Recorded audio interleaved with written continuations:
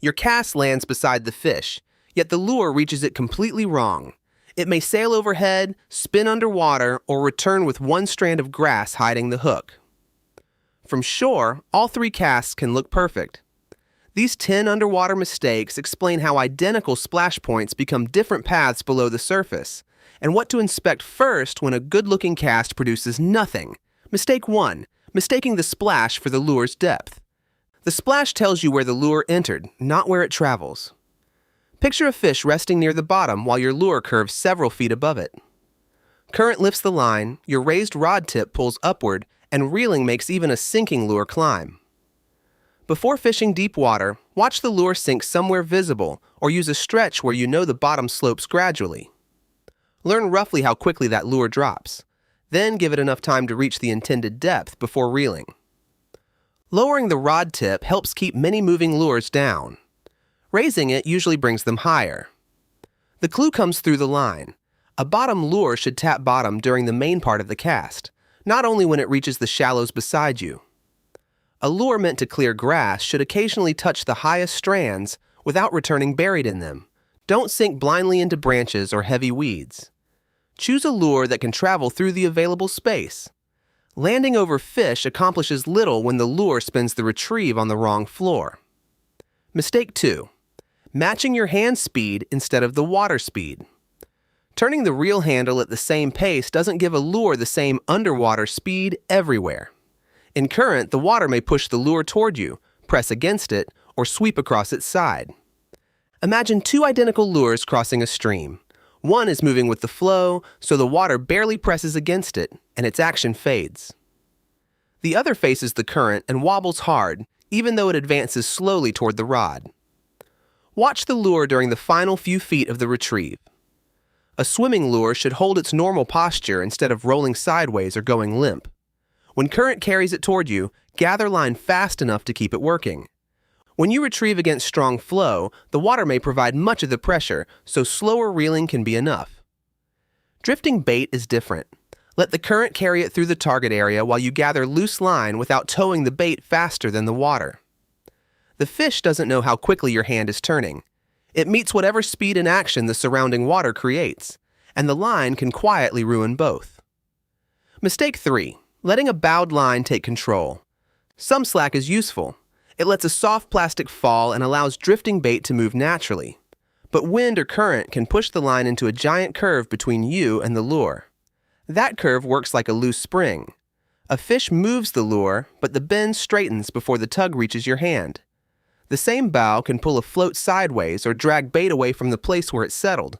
Look at the line on the water, not just the rod tip. If it sweeps far to one side, point the rod more toward the wind, lower the tip, and reel away the excess curve. Stop before you put constant pressure on bait that needs freedom to drift or fall. When a soft plastic is sinking, follow it downward with the rod while gathering only the line the wind has stolen. Once it reaches bottom, gently restore contact. A small line jump should now be visible, bottom taps should feel distinct, and a short rod movement should reach the lure promptly. Useful slack lets the bait move. A large bow lets the entire underwater encounter happen without you. Once the lure returns, an even smaller fault may already be attached to it. Mistake 4. Sending out a crooked bait. A soft plastic can stay firmly on the hook and still swim badly. If the hook enters off center, exits through one side, or bunches the body, the bait bends like a banana. Pulled through water, that bend may roll or spin like a propeller. You might only notice the lure pulling to one side. Underwater, the fish sees the whole corkscrew, and the repeated spinning can twist your line until later casts begin tangling. Before threading the bait, hold the hook beside it and note where the point must exit for the body to lie straight. Push the hook through the center. Don't stretch the plastic to reach the hook point or compress it into a hump. Then pull the finished bait through the water beside the bank or boat. A bait designed to swim straight should remain centered behind the hook. If it rolls, rig it again before making a full cast. This doesn't mean a loose piece of natural bait must look perfectly symmetrical. The check applies when straight tracking is part of the lure's action. Secure only means the bait stayed attached. The beside you swim tells you whether it's actually ready. Mistake 5. Fishing with the hook point covered. A single grass strand can make a good cast almost hookless. So can a fish scale, a strip of bait skin, or soft plastic folded across the point after a missed bite. Often your hand detects the fault before your eyes do. A vibrating lure suddenly feels dull. A jig comes back slightly heavier. A soft plastic that slipped through cover now drags. If you cast again without looking, that tiny obstruction goes straight back to the fish. Inspect the hook whenever the lure touches weeds, wood, debris, or a fish. Or whenever its feel changes suddenly. Clear the point and free any blade or other moving piece that has stopped working.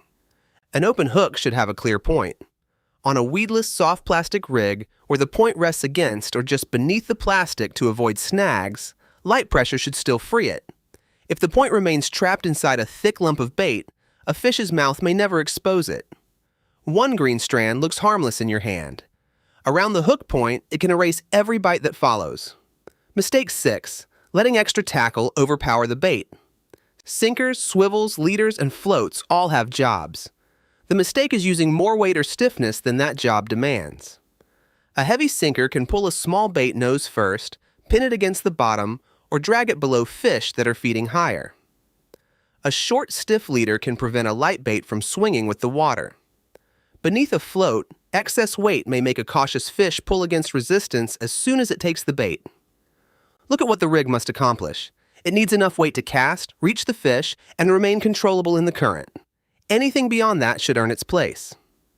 In calm, shallow water, remove one clearly unnecessary sinker or use the lightest float that still carries the bait properly. Watch beside you. The bait should move within a small arc instead of hanging beneath the hardware like an anchor. Deep water and fast current may require more weight, not less.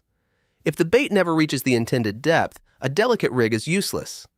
The goal is freedom with control, enough tackle to deliver the bait, but not so much that the fish must eat the hardware's movement too. Now the lure can reach the fish and behave correctly. It can still announce danger before it arrives. Mistake 7. Landing directly on a wary fish. Accuracy sometimes works against you.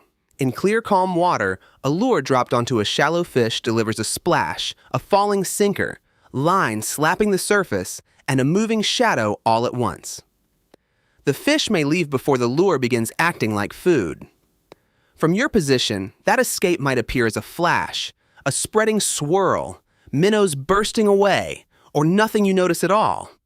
When fish are shallow or heavily pressured, land beyond or beside the place they're holding.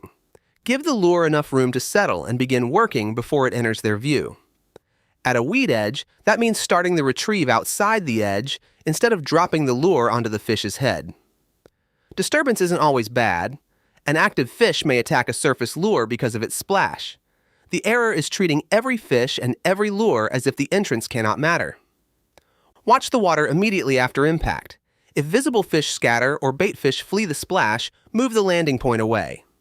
The best cast may miss the fish on the surface so the lure can approach it properly underneath. Mistake 8. Choosing a target without choosing an underwater route.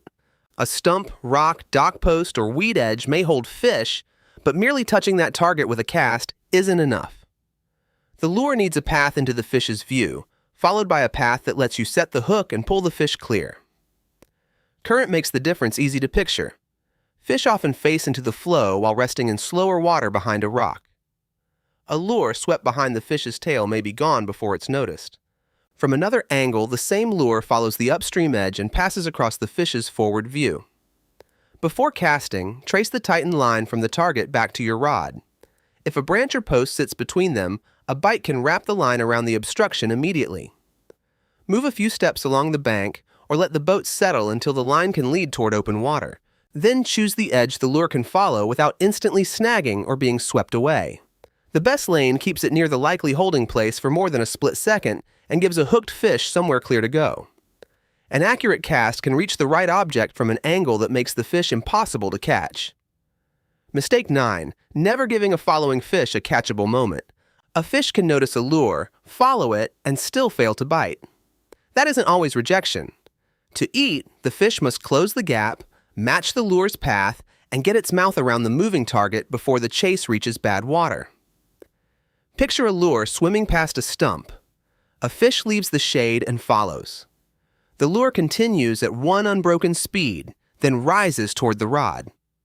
The fish never receives an easy crossing angle, a slower target, or enough time to finish. A deliberate change beside the key spot can create that instant. Depending on the lure, a short pause may make it hover, rise, or fall. A small burst can imitate something escaping. Contact with a rock can turn a swimming lure sideways. A soft plastic can drop beside a weed edge instead of continuing over it. The change must fit the lure and the cover. Don't stop an exposed hook over branches if it will sink into them. Don't snap a small swimming lure so hard that it rolls. Some lures need steady pressure to keep working, and some chasing fish strike only while the target keeps moving. In those cases, use a slight turn or brief speed change instead of a dead stop. This is the place for a controlled test. First, make one clean retrieve and notice how the lure behaves through the likely strike area. On the next cast, repeat the same route but place one planned pause, fall, turn, or burst just after the lure passes the cover. Don't scatter random twitches across the whole cast. If the lure tumbles, fouls, or drops into danger, that move doesn't belong there. If a follower closes the final distance or the bite arrives immediately after the change, you've found a moment the fish can use. Reaching an interested fish isn't enough when the lure never becomes manageable to capture, and even a perfect capture ends in a miss if the final piece of metal has failed. Mistake 10. Trusting a damaged hook point. A hook can look sharp after scraping rock, striking wood, snagging bottom, or landing a fish.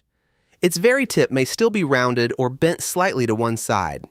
Inside a fish's mouth, that point touches but skates instead of beginning to penetrate. You feel weight for an instant, the line goes slack, and the miss looks like bad timing. After hard contact or an unexplained solid bite, inspect the point. With almost no pressure, touch it to a fingernail. A sharp point catches immediately. A damaged one tends to slide. Keep it away from your skin. Sharpen the point only if that hook is intended to be sharpened. Otherwise, replace the hook or the lure. This is a small check, but it protects every decision that came before it. Sometimes the fish did bite. The last few thousandths of an inch simply couldn't begin the job. So how can two casts land together and become completely different underwater? Because the splash is only the entrance. One lure sinks into the fish's lane while the other rises. Current changes their speed, wind bends their lines, and the angle of approach sends them along different sides of the same cover. And what should you inspect first when a cast looks right but nothing bites? Start with the earliest clue you can actually see or feel. If bottom contact arrives only beside you, correct the depth. If the lure rolls near shore or the line sweeps into a wide curve, fix that before changing locations. When the lure returns, look at the bait and hook. A crooked body, one weed strand, or a damaged point can explain an otherwise perfect cast. Then consider the fish's view. The lure needs to enter without the wrong disturbance, approach through water the fish can use, and become catchable before leaving that water. Don't replace the lure, color, bait, and location all at once. Follow what happened from the splash toward the hook, and correct the first failure the cast reveals.